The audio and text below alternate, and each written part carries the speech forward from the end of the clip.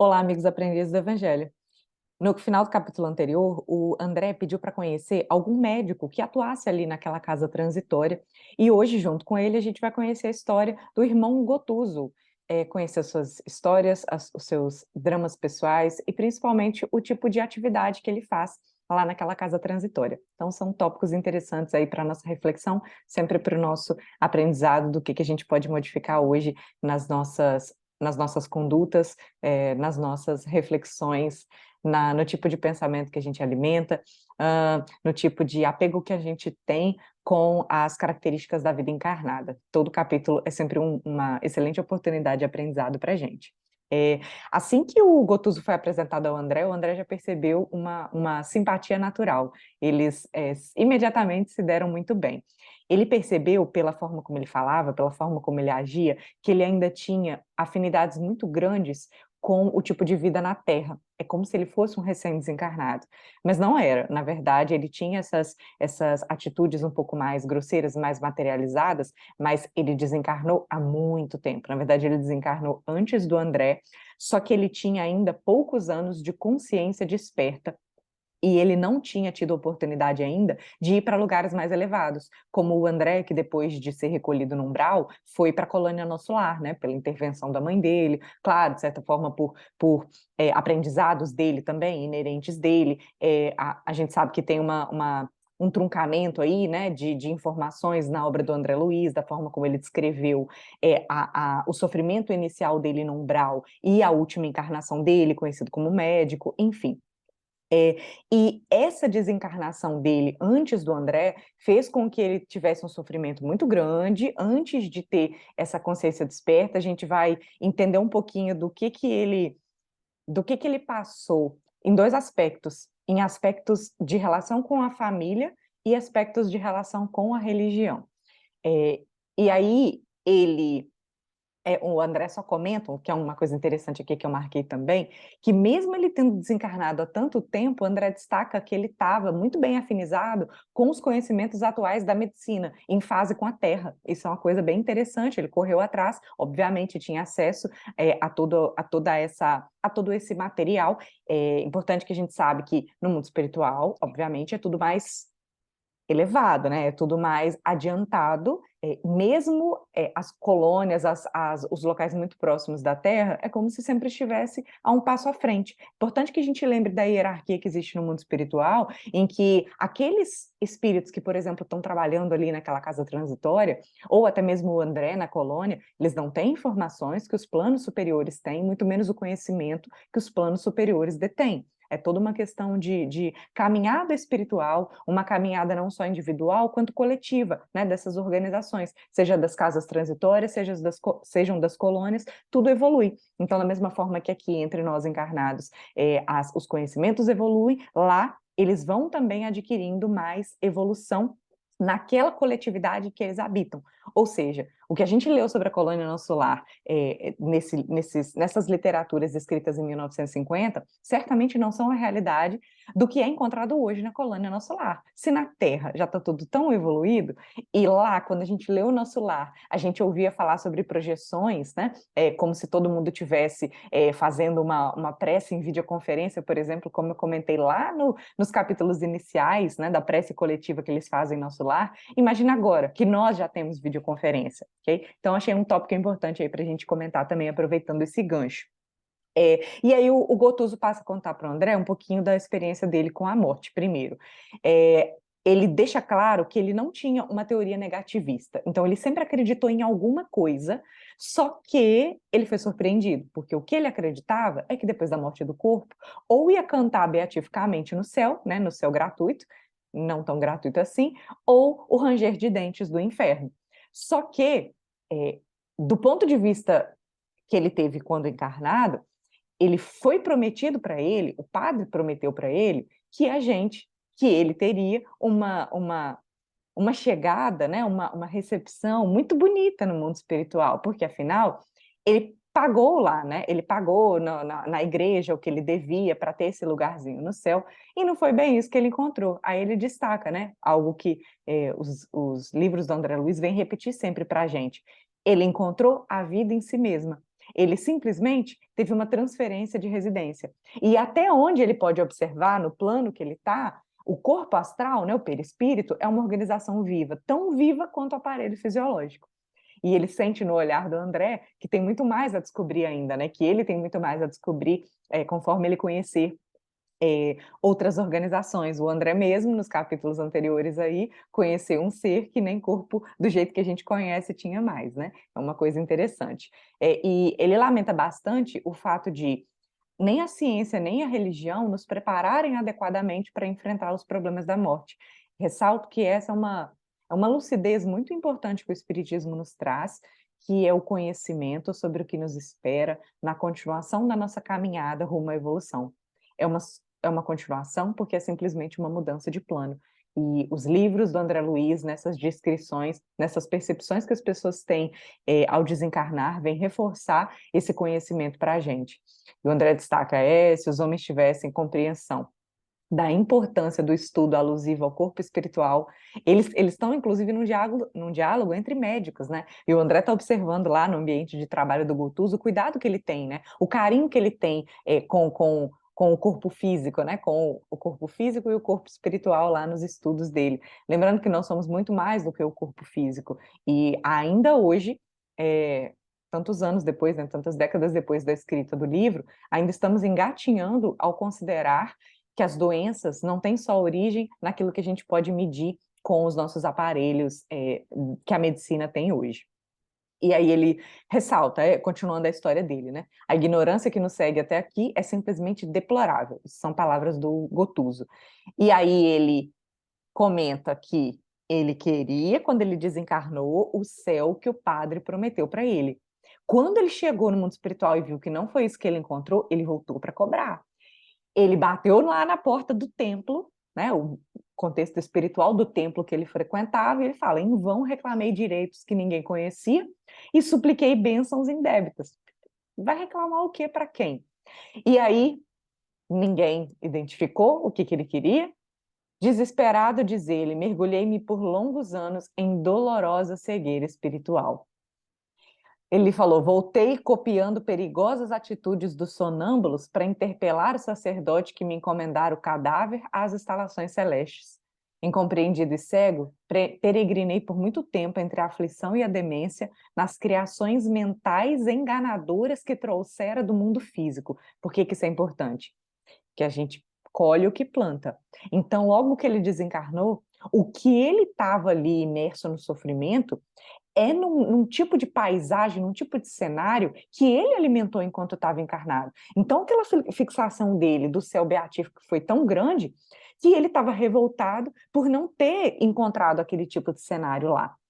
E aí ele fala, agora ele estava numa situação bem melhor, ele estava se reajustando com a tranquilidade possível, vamos ver que não tão tranquilidade assim, porque ele ainda tem suas outras dores, seus outros não a revolta com relação ao que a igreja tinha prometido, mas com outro ponto de dor aí, outro ponto de desafio a enfrentar. E ele fala: hoje eu tenho profunda compaixão dos homens e mulheres encarnados que desejam insistentemente a morte física e procuram-na através de vários modos, utilizando recursos indiretos e imperceptíveis aos demais, quando lhes faltam disposições para o ato espetacular do suicídio. Então ele está dizendo o quanto lamenta, tanto obviamente pelas pessoas que procuram o suicídio diretamente, quanto aquelas que não tendo coragem de fazer, coragem bem entre aspas, né? Temos que tomar até cuidado com a forma como a gente fala sobre isso, as pessoas que consciente ou inconscientemente procuram formas de esgotar o seu fluido vital e morrer mais rápido. Procuram a morte de N formas, não percebendo que é muito melhor uma vida de sofrimento do que esgotar o tempo de vida que tem aqui, que a gente veio programado para ter. Ele continua dizendo, aguardam-no atividades e problemas tão complexos de trabalho que mais venturosa lhe seria a existência totalmente desprovida de encanto, os sofrimentos diversos que a gente vê que tantos de nós enfrentamos, com pesadas disciplinas a lhes inibirem as divagações. Então, nada de especial, nada de riqueza, nada de berço de ouro, nada de posição de poder, e ainda por cima, com situações desafiadoras que colocam a gente com os pés no chão, né? Ele fala que nos inibem as divagações, e às vezes situações tão difíceis que nos impedem de ficar sonhando, né? De sermos muito sonhadores com uma vida melhor. As pessoas se referem muito a isso, né? Nossa, não tem, às vezes não tenho nem oportunidade de sonhar, de tanto sofrimento na vida, de tanto que a vida me coloca no chão. Ele fala, é melhor uma vida assim do que tentar encurtar essa vida, dada a complexidade da nossa continuação no mundo espiritual. E falando do tanto de trabalho que tem no mundo espiritual, o André se lembra justamente das responsabilidades que a Zenóbia tem dirigindo aquela casa. E aí vem-nos nesse capítulo outras informações, que é o Gotuso que traz aqui, que é tão intenso o trabalho lá, que a direção da casa se reveza anualmente. Aí ele fala, Zenóbia e o irmão Galba dirigem essa casa há precisamente 20 anos consecutivos, ora um, ora outro. Um ano fica um ano fica outro. Aí ele fala, administradores diversos, porém, têm passado por aqui, só que aí eles seguem, né, para regiões mais elevadas e voltam de vez em quando para motivar aqueles que ainda estão ali trabalhando naquela casa. E o André, talvez um pouquinho discreto, pergunta: e você, onde é que passa os recreios e entretenimentos? Porque a Zenóbia e o irmão Galba, quando não estão atuando ativamente naquele ano de trabalho nesse instituto aí, nessa casa transitória, eles têm oportunidade de ir para regiões superiores, de aprender, né, de estudar, de viver outras experiências, como se fosse o ano sabático, né, que a gente tem aqui, às vezes no Brasil e às vezes no exterior. Você trabalha por um tempo e depois você tem um ano para aproveitar para aprendizado, para visitar outras instituições. Isso acontece em alguns casos. E aí ele fala, eu tenho as minhas horas de repouso, só que o tipo de usufruto que eu posso ter pelo meu merecimento ainda não é em outras regiões. Aí, para onde que ele vai? Ele vai para a terra, para a crosta mesmo, em locais próximos à natureza. E aí ele fala que vai para os campos para respirar puro, perto dos pomares e dos jardins silvestres, porque aí quanto mais pura a natureza, quanto menos a intervenção do homem, a presença do homem, menos os pensamentos negativos que a gente tem que intoxicam o ambiente. Então ele tem a oportunidade de refazer suas energias e até mesmo de descansar com essa proximidade em ambientes mais naturais, com essa força que a natureza tem, e um pouco mais longe das emanações mentais tóxicas de nós encarnados. Bom, e é importante que ele fala, né, próximo dessa natureza, permanecem repletas de substâncias divinas para quantos de nós que começam a viver efetivamente em espírito. E o próprio André já teve em alguns momentos, né, esses relatos de convivência com essas regiões mais amenas, né, os campos, as praias. Bom, e mostrando sinceridade, o André comenta, que pena, né, lastimo que você ainda não tenha podido visitar regiões mais elevadas. Tem nada que eu possa fazer? Porque ele fala, em breve me prometem, né, que eu vou poder. Tem nada que eu possa fazer, diz o André, não tem como eu de repente, interpor o meu voto, né? Tipo, poxa, por que o irmão Gattuso não pode? Ele é um trabalhador tão bom, acabou de conhecer o moço, mas já está ali fazendo a sua amizade. E aí, de certa forma, ele está perguntando por quê, né? Qual é a razão do adiamento? Por que você está preso aí a essa situação inferior? E não é questão de situação inferior de trabalho, tá? Porque o André também está ali em atividade. A atividade dele é fixa ali. Ele não pode, nem nas horas de descanso, visitar regiões mais elevadas. Isso significa que existe um impedimento energético ainda, existe um impedimento de sintonia. Da mesma forma que, por exemplo, aquele irmão que eles vão ajudar ainda está preso numa situação tão inferior que não pode nem ser recolhido pela casa transitória para ser ajudado. Ele tem só que ficar ali nas cercanias, nas imediações da casa e ser só protegido por eles. E ele fala, trago ainda a mente e o coração presos ao ninho doméstico. Olha o problema familiar dele que a gente vai conhecer agora. Ele fala, como eu me readaptei ao trabalho, quesito profissional, que ele trouxe bem estabelecido da crosta, ele podia colaborar ali na casa, né? Aproveitaram a atividade dele, só que, ele diz, ainda não me habituei com a morte e sofro naturalmente os resultados dessa desarmonia. Aí ele vai contar um pouquinho. Após longos anos de semi-inconsciência, voltaram-me a reflexão, o juízo, e aí veio a saudade apertada da casa. Ele era casado com uma mulher que chamava Marília, tinha 2 filhos, a medicina deu para ele uma vida financeiramente confortável, muito confortável, não tinha problema nenhum. O primeiro problema que apareceu foi a pneumonia dele, que resultou na morte. A esposa dele ficou na carne ainda muito jovem, 36 anos, quase a minha idade.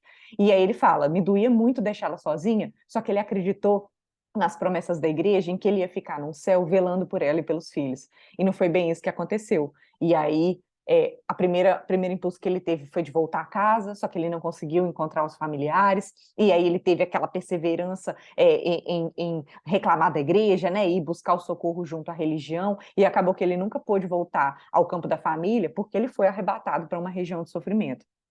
E aí, na primeira oportunidade que ele teve de libertação, foi surdo, isso é importante, foi surdo a toda espécie de ponderação, e aí a gente entende, seja dele, ou então seja de alguém que fez o resgate dele, né, o esclarecimento, e que tentou falar, não, não vai, e ele não deu ouvidos e foi, e aí ele sofreu o desencanto, porque um primo dele tinha casado com a mulher dele, gastou o dinheiro todo, né, com as aventuras dele, os filhos foram desviados do caminho, né, foram para um caminho não muito honesto, inclusive, e ele fala, eu quase que volto ao primitivo estado de desequilíbrio mental, aquele sonambulismo total, aquela inconsciência de tanto que foi o sofrimento dele. Isso já faz 10 anos e a mágoa dele continua tão viva quanto na primeira hora que ele se deu lá com a família e com a nova família, né, o novo destino da família dele.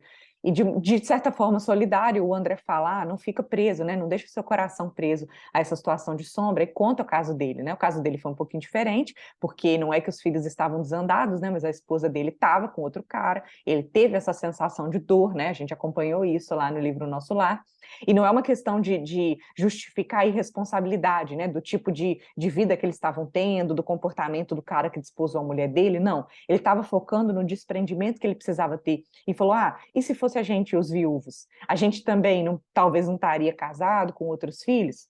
Mas logo, logo eles mudaram o rumo da conversa, e o André puxou um assunto perguntando que tipo de assistência ele tinha ali e se ele cooperava em casos reencarnacionistas. Lembrando e contou o caso que ele acompanhou do Segismundo, que nós acompanhamos também no livro Missionários da Luz.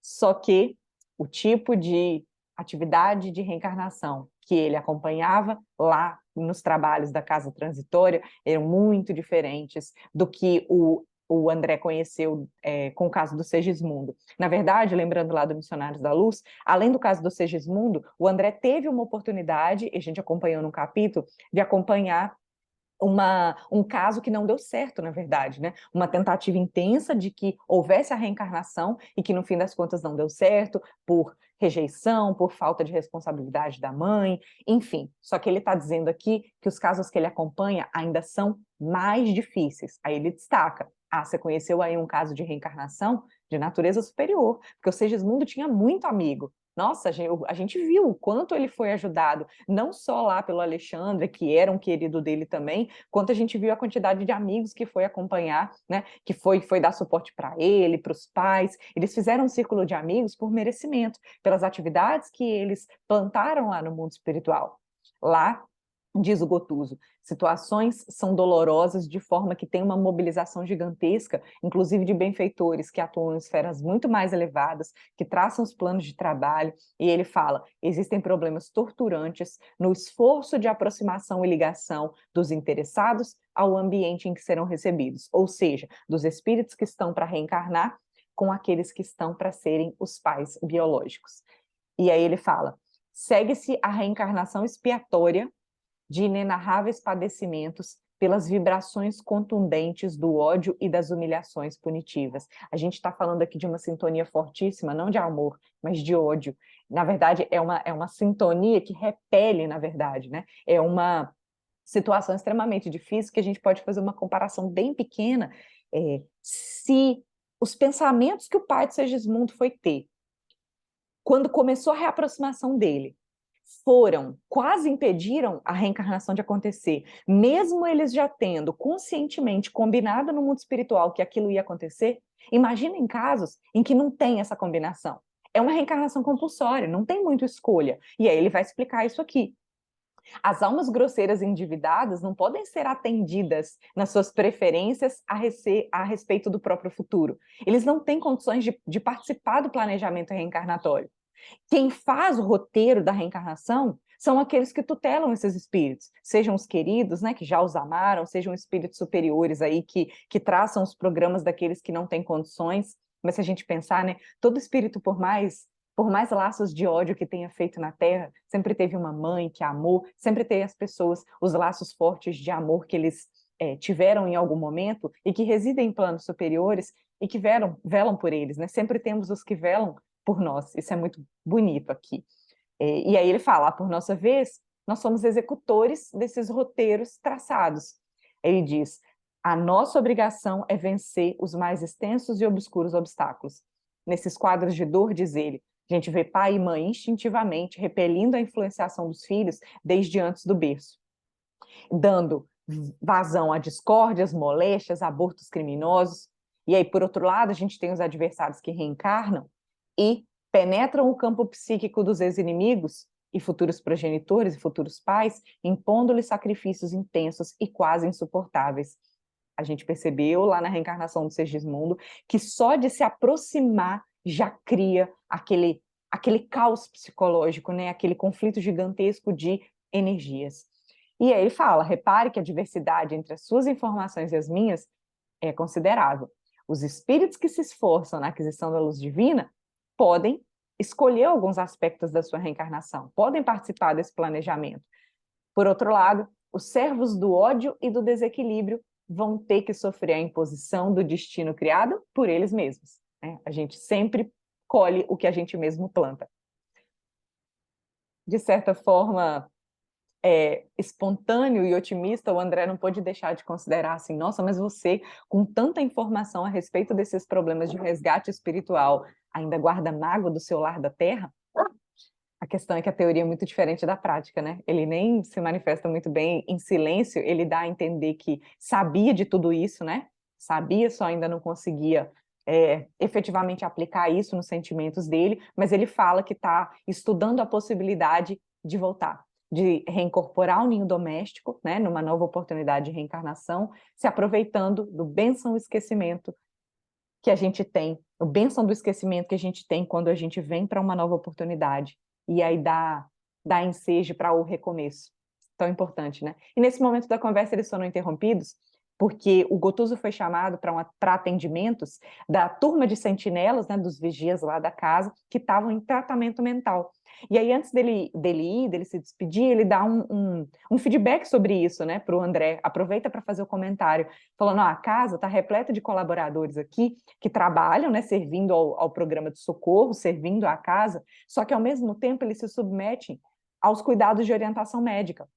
Só que é diferente do que eles faziam na carne, né? Ele faz um paralelo entre o tipo de trabalho que o médico da carne tem. Ele fala, não basta que eu lhes diga o que sofrem, como fazia antigamente, quando era simplesmente médico na carne atendendo os pacientes.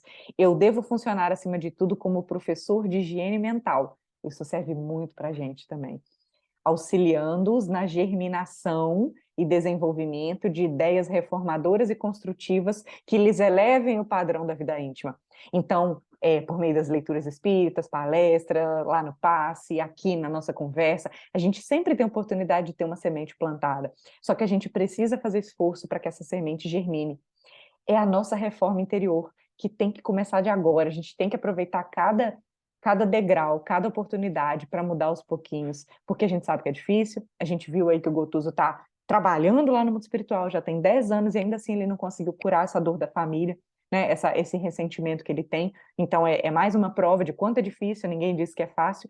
É só um convite a sermos tentantes, pelo menos tentantes, né? A nos incomodarmos com a nossa situação, seja ela qual for, em vários níveis, e a gente sempre tentar ser um pouquinho melhor hoje do que a gente foi ontem. E aí o André, o Gotuso vai, né, para o atendimento, e o André só finaliza com uma interessante observação, que vale a pena a gente refletir, né, sobre como as coisas funcionam na lei divina, no mundo espiritual, porque ele pensou no tempo que ele gastou para ser aproveitado como médico, né? Agora a gente viu que ele está sendo apresentado nessa expedição de socorro, não mais como aprendiz, mas está sendo apresentado como médico, né? Mas isso demorou muito tempo. mesmo ele tendo sido recolhido a uma região bem mais elevada que o Gotuso. E ele foi aproveitado muito mais cedo. E ele ficava pensando, por que será?